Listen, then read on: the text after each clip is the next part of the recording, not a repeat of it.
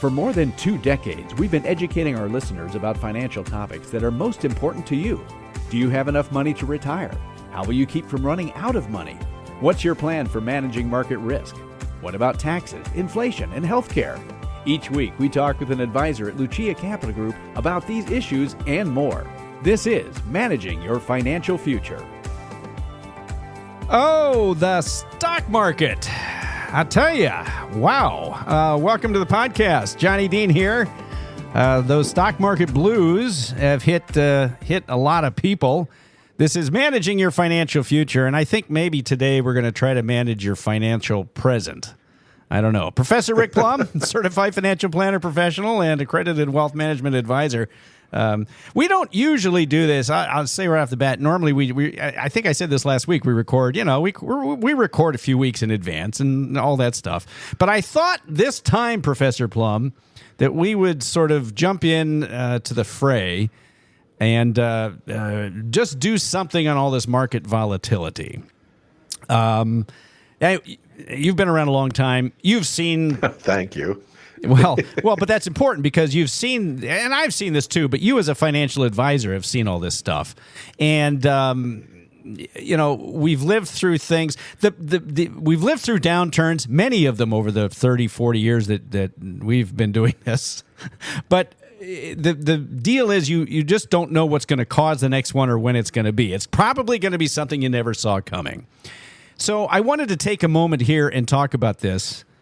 But even if you can see it coming, people saw the coming disaster that was the tech boom. Mm-hmm. People saw the coming disaster that was the ninja loans, no income, no job, get a loan for anything, real estate disaster of the mid 80s, there, 2007, 2008, 2009.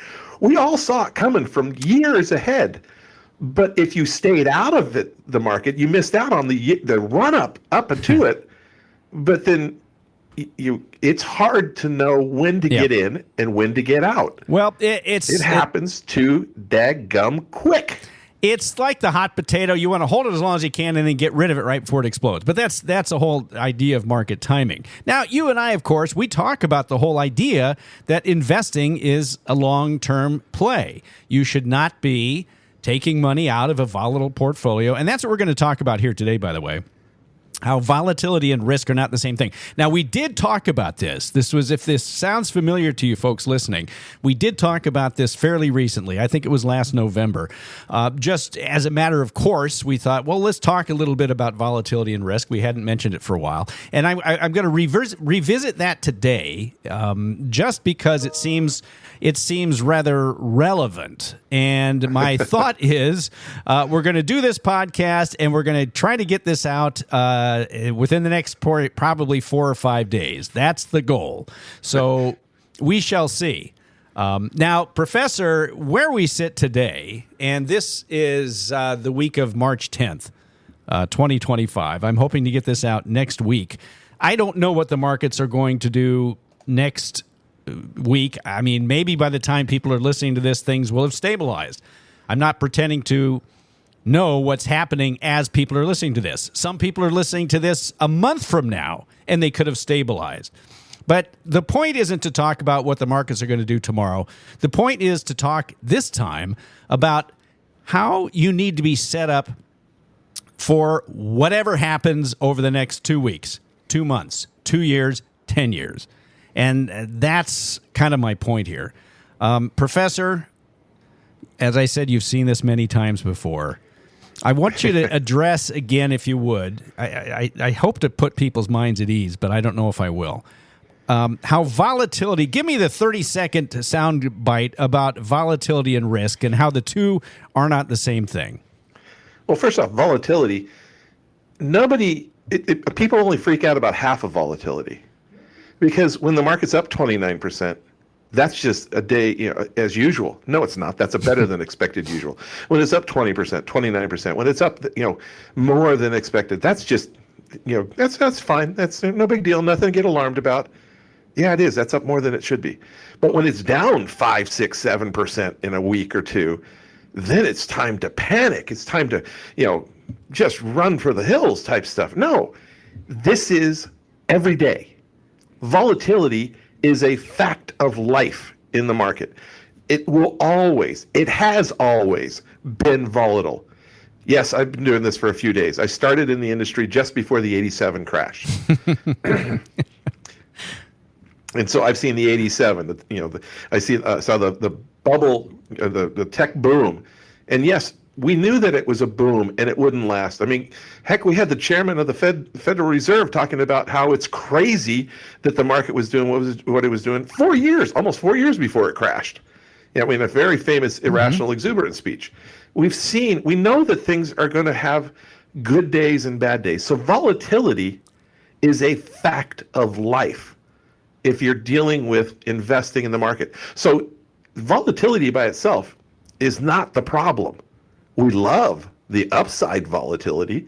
We crave that. We use the market for that upside volatility. We want that better than inflation type return. We want to double the money over 7, 8, 10 years. I'd like to do it quicker than that, but the reality is, you can't count on it that. We have to understand that volatility is just part of everyday life when you're an investor. How you handle that volatility, how you react to that volatility is where you start to introduce risk. Risk is the need or the mandatory sell of an asset when the market is in a negative position. If the stock market goes down, yes. If I had been an investor in 2007 and I had to sell because I was either emotionally incapable of staying in it, or I needed the money to pay for something in 2008, early 2009, or even part of 2010, I lost money.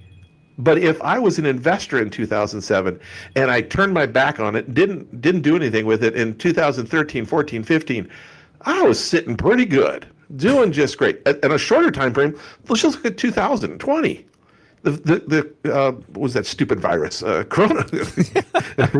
That was fairly recent. We're like 5 years ago. 5 years removed from that. It was down 25, 30% in a matter of a month or two. And people that emotionally couldn't handle that sold out of it because at that point, the world looked like it was coming to an end. I mean, that's what the world was. It was not looking good. And 2020 was a positive year in the stock market, a good positive. It was like 16% on the S&P 500 from January 1 to December 31st for 2020. But in the middle, it was really ugly. If you had to, or if you emotionally sold out when the market was down, you lost money. And that's risk, by the way. The behavior is what causes risk. Risk was the selling at the down point, not the fact that it was down. Yeah. Now, we're talking about markets. We're talking about diversified portfolios. We're not talking about an individual stock, that an individual stock could go down and not come back. We've seen that from time to time. But we're talking about, the S&P 500, the NASDAQ, pick your index, your big index. You pick the market, pick a diversified portfolio. Time has, what's that old saying? Time has a way of healing all wounds. Time wounds so all far healed. In history, we've had that happen. We've had some very big wounds, and we've healed them. Yeah. Now, it's going to happen again. So I want to be sure, I want to be clear here too. We are not predicting that this is going to be like 2020. It's going to bounce back after 8 weeks. We're not making any predictions about that. We're not saying that. I think what you're just saying, Professor Plum, is that things go bad sometimes and you need to be prepared so that you're not creating risk. If you want the good side of the volatility, you got to accept the bad side of volatility. Well, and I love that. That's exactly it. Now, I'm going to give a quote from somebody. This just takes like 30 seconds maybe, from one of my favorite people of all time, Morgan Housel. And I'm reading this off of a secondhand thing, so maybe it's not exactly what he said, but I think it's close. He said, talking about volatility, most investors intuitively interpret volatility as a fine, when instead they should be interpreting it as a fee. If their portfolio were to decline 20 to 30%, they view that as an indication that they did something wrong. They made a mistake, when the huge majority of the time, that's not the case. They are experiencing the fee of investing, what he calls the cost of admission to doing well over time. He says, we know that markets can provide good long-term returns, but nothing good in life is free. Everything worth pursuing has a cost of admission attached to it. In investing, that cost is putting up with and enduring a never-ending chain of uncertainty and volatility, ups and downs, booms and busts. When you're enduring volatility, this is just the bill coming due to earning good long-term returns over time. Just like if I were to go to Disneyland and pay $200 at the gate, I know that it's worth it to get to the other side of the gate. A lot of investors want to avoid the fee.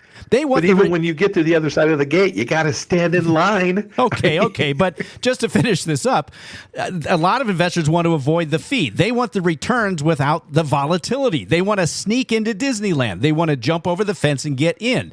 The fee is... the line. Yeah, that's right. The fee is worth paying. Well, you can pay to avoid the line, too. The cost of admission is worth it. All right. Anyway, so I thought that was really appropriate when talking about volatility, that these things happen. But I think one of the most important words that were spoken in that little monologue thingy was enduring through the downturn, not selling into the downturn. Volatility. I was actually speaking to a group the other week, and I said something about this very topic. Is risk the same as volatility? And one of the nice ladies in the front row said, no, it's opportunity. And that is the correct answer. Volatility is not risk. Volatility, if you have a strategy in place, have the ability, you have invested correctly so that the money you have at risk is not needed in a short period of time. Short period is 5, 6, 7 years at times. So we're not talking about minutes. We're talking about years as short. You'll be rewarded as long as you don't jump out in the middle. Yes, because that's the hard part. It's the hard part. The emotional roller coaster that we unfortunately set ourselves on. It's the hard part, and it's very hard to separate emotion from investing because people's money is so personal to them. You know, they don't want to see. I've seen, and I've looked around.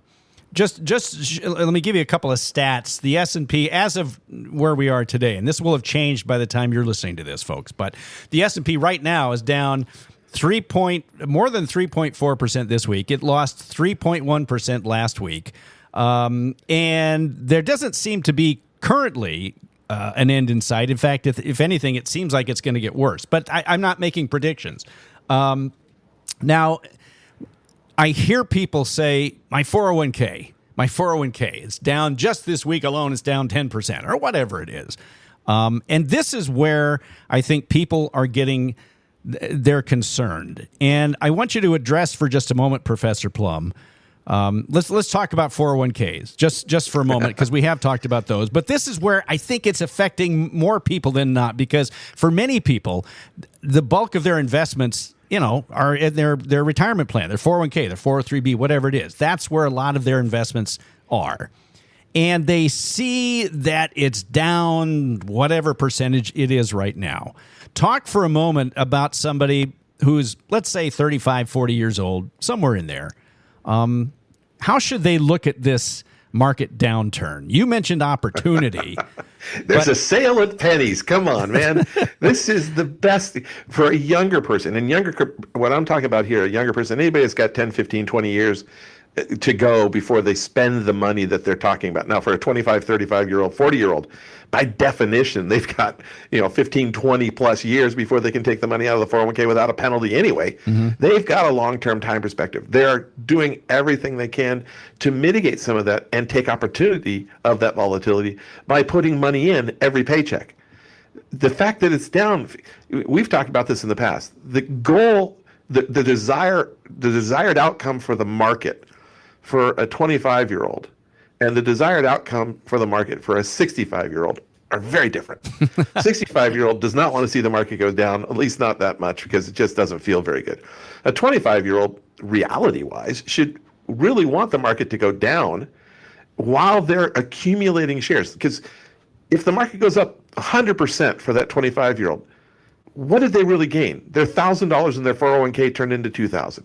That didn't help them hardly at all. But if the market stays down for 10 years while they're accumulating thousands of dollars over the number of years, then it goes up. Now they're going to make a return. So the goal is a little bit different. So a downturn in the market.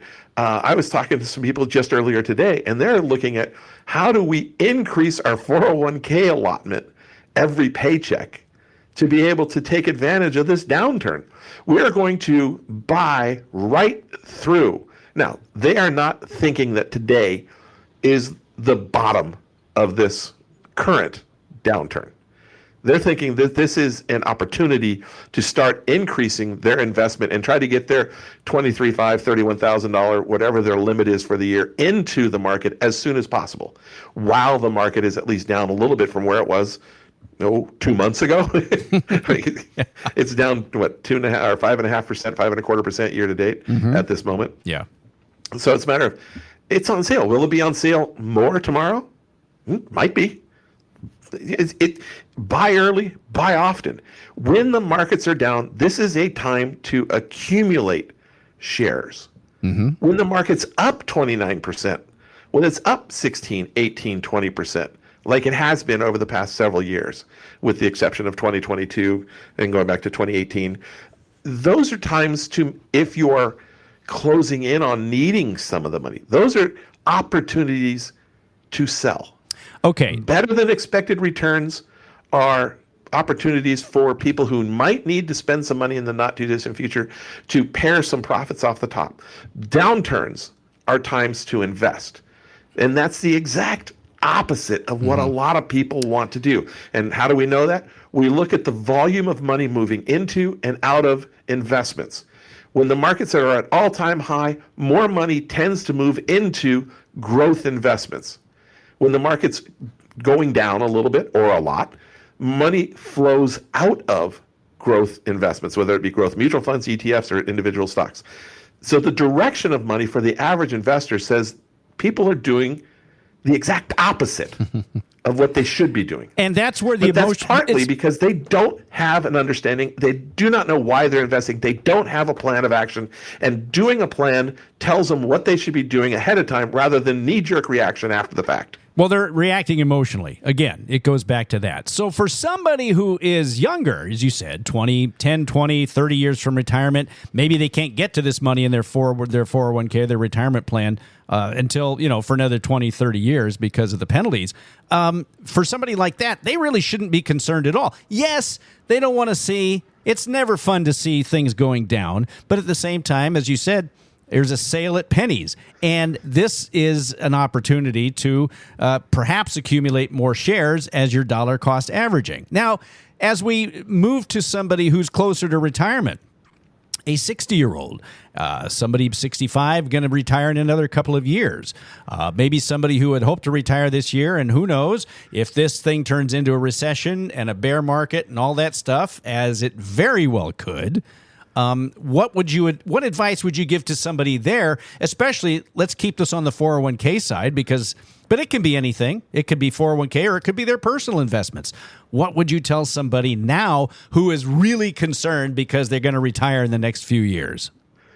Well, if you are getting ready to retire in the next year, 2 years in the near future, you should be setting up the appropriate strategy. What do I mean? You should not be 100% in stocks. You should identify different types of investments for different needs over the next several years. If you're going to keep working for the next 3 years, you don't need to withdraw any money from your portfolio for the next 3 years. You're working. By the very idea that you have a 401k, it means you're working.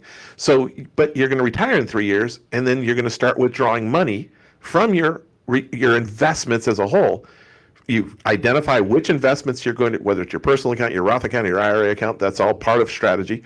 And you say, okay, I want to put the money I'm going to spend in 3 years, 4 years, 5 years into safer investments, CDs, treasuries, things that I know will be worth $1 when I want them to be $1. And right now you can get 3 to 4% on them, which is better than we could get 5, 7, 8, 10 years ago while you wait. But they won't go down in value on you. You know that it's going to be there available. If you need $50,000, you have it. You know it's available. So the idea that should I worry about retirement? You shouldn't worry about retirement. The markets always go through ups and downs. You need a plan that's bigger than that. Have the appropriate amount of assets identified for spending needs in safer, less volatile, very liquid, available assets that you can draw down when you need to draw them down. And that also means that the money I'm saving today as a 60-year-old, 65-year-old, whatever, I'm still working, the money I'm saving today out of my paychecks today is not the money that I'm going to spend when I retire in 2 years, 3 years, whatever the number is. It's money I'm going to spend 15, 20, 30 years from now, or maybe never. I'm just accumulating more wealth just in case for long-term care and other things. So I can take more risk with the money I'm spending today. The money I'm putting into my 401k today should be allocated for growth. Even if you're going to retire next year, the money I'm putting in today is not the money I'm going to spend next year. The money I'm putting in today is the long-term money. The money I'm going to spend next year, that should already be in safer, what we call bucket number one. Yes, it's buckets. Yeah, bucket number one type assets. Because I don't get much of an advantage of adding money to a non-volatile asset, like a typical bucket number one type asset, treasuries, CDs, things of that nature, fixed annuities.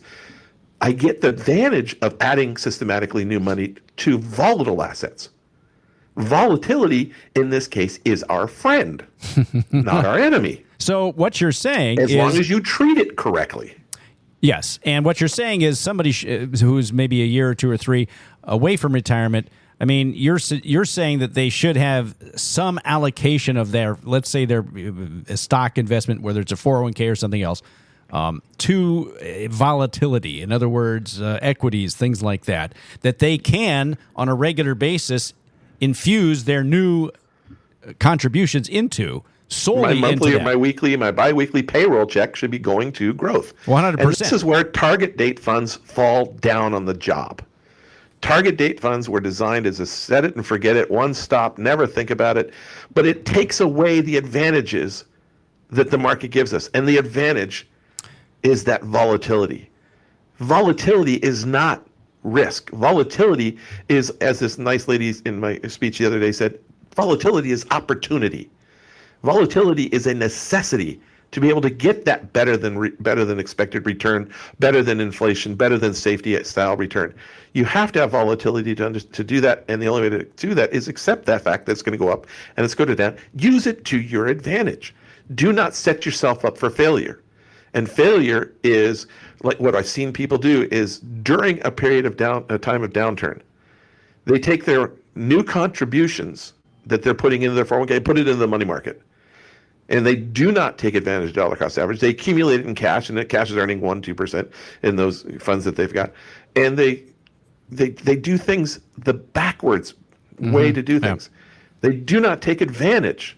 They let volatility dictate their return rather than them dictating what volatility is going to do to them. And that's why we're talking about this today, and we're kind of inserting this particular podcast into the normal, early into the normal rotation. Now, we don't have a lot of time left on this, Professor Plum, but this comes down to why we talk about buckets. You mentioned it a moment ago. What you said, the safer assets, a bucket one type of thing, especially for somebody who is at retirement, nearing retirement, that kind of thing, to have some money off on the side that they can use for short-term needs.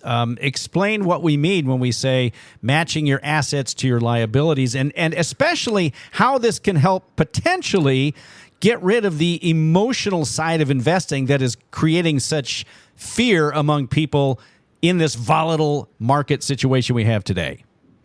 Well, a liability is a spend. I need to spend money next year, 3 years, 4 years, 5 years. In investing world, that's short term. Money I need to spend in the short term should be in short term investments. On the other hand, money I don't need to spend for 15 years, for 12, 14, 15 years or longer, that's a long term time horizon. I have long term investments. Long term investments have volatility. Long term investments, you have to wait out good and bad times. Well, you have to wait out the bad times to get to the good times. Short term, I don't have the time to wait it out. So you use a different investment for short term. You use short term investments.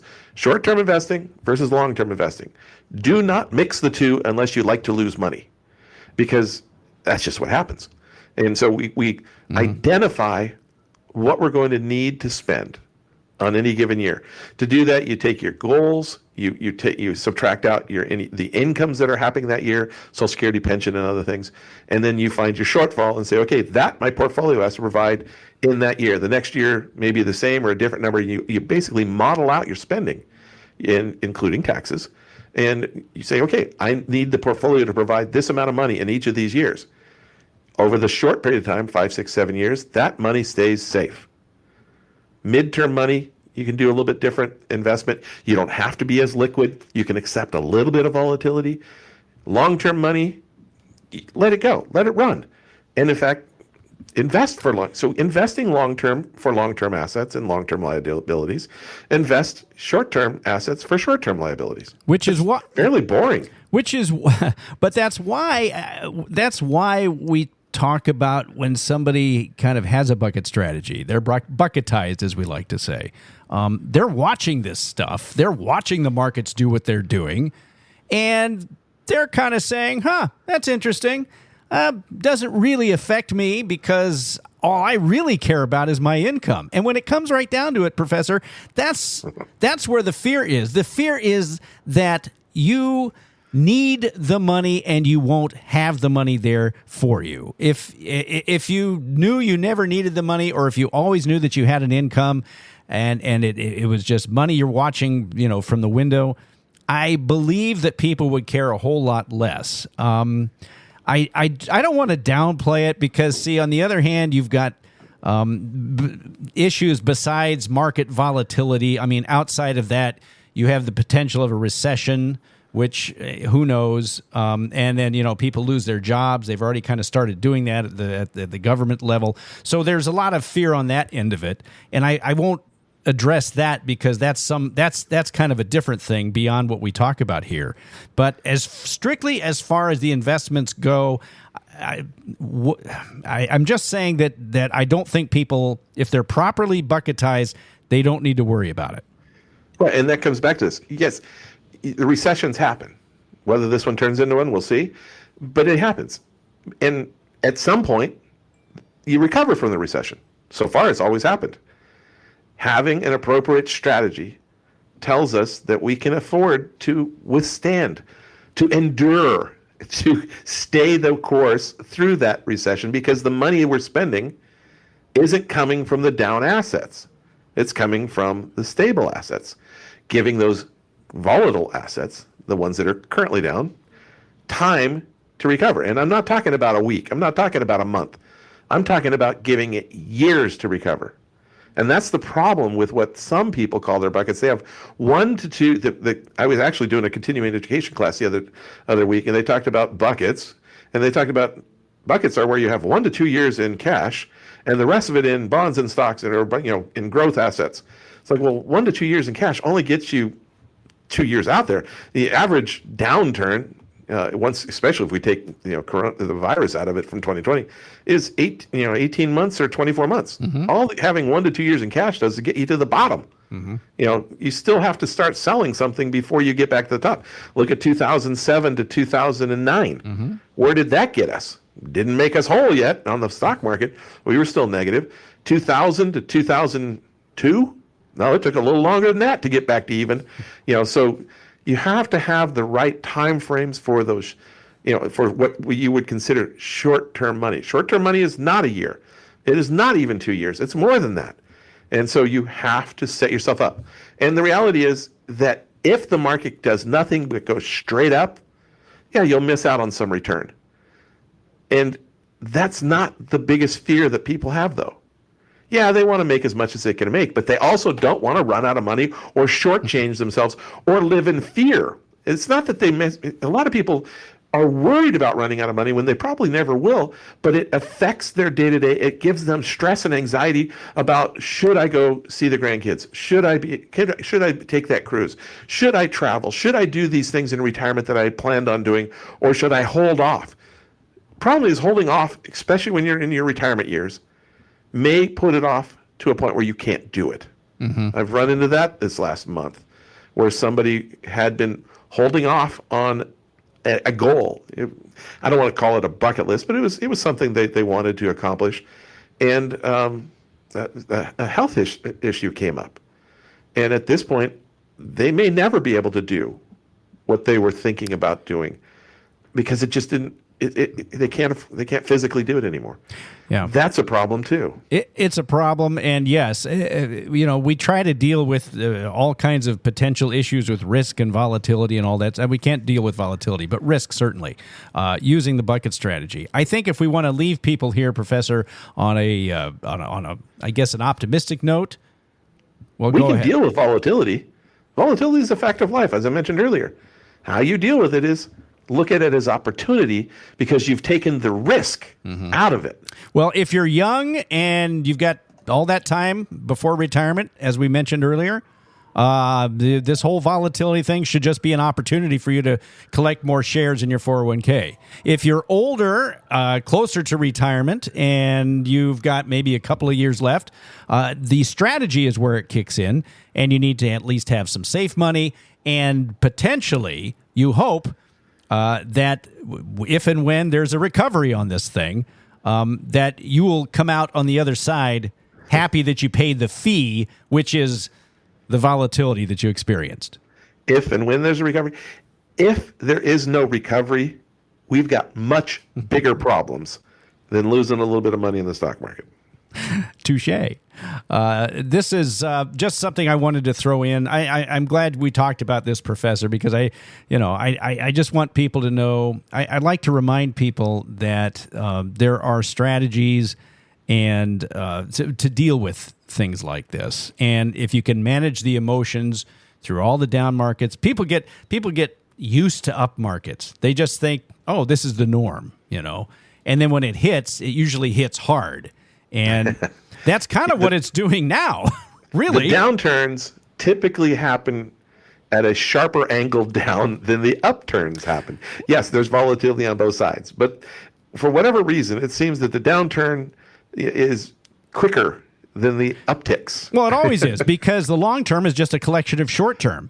And short term, it's like a building. A building goes up. It takes a while to do it, but all it takes is one big earthquake, and it can come down, in a matter of seconds. So I would just tell people that if you have a strategy in place to deal with this stuff, it really shouldn't be a problem. If you want to know more about this and you want to learn more about buckets, if you're not properly bucketized, I suggest you give the advisors at Lucia Capital Group a call, because this is what they deal with. They do this all the time. 800-644-1150. 800-644-1150. Give them a call. If you'd like to know, are your buckets in place? How do you get them in place? Is everything lined up the way it should be? Talk to them. They can help you out. 800-644-1150. LuciaCap.com for more information online. LuciaCap.com. You can also download, if you'd like to know more about buckets, I mentioned this last week and maybe the week before, just type in bucket strategy in the search bar at LuciaCap.com, and you can download your own free bucket strategy guide. Tells you everything you need to know about buckets and gives you the basics up front so that you can at least understand that. Bucket strategy, type that into the search bar up at the top. Please subscribe to this podcast. I know we have a lot of new listeners every week, and if there's something that we talk about that maybe you think that we need to explain a little bit more, let us know. We will talk about that. Just send us an email through luciacap.com, but you can subscribe to this podcast at Apple Podcasts, Spotify, maybe a couple of others. I'll have to check, but those are the major ones. And we'd love to have you back every single week as a brand new listener. Professor Plum, let's see where this goes. As I said, when we record these ahead of time, anything could change by the time this actually goes. And sometimes people listen, they pack these up and they don't listen for at least a month or two. But I still think the advice that you gave and the things that we talk about are universal. So whether the markets are going up or down, these are the kinds of things that we need to know. Would you agree? Very much so, yes. It's all part of what you do. You have to have a strategy. You have to have a plan. And it's not that hard to do. Well, it isn't, but you need some help doing it.